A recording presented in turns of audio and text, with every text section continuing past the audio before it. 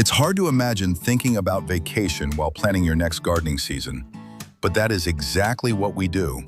We got this idea from reading Eliot Coleman's Winter Harvest Workbook.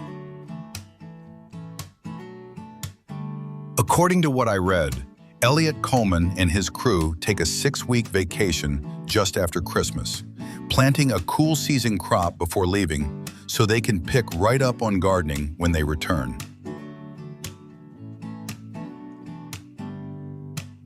We take the hottest part of the summer off between June 15th and August 15th and pick up again gardening in the fall. And instead we start a very early spring garden and garden in the late summer on into late fall.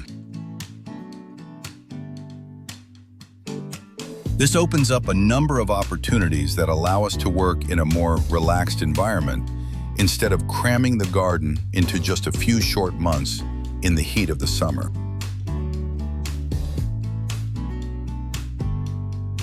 Take this opportunity to go on Amazon to buy a copy of Endless Bounty today. This way of gardening may sound ridiculous, I know, but we explain the reason why we do this in the book with examples.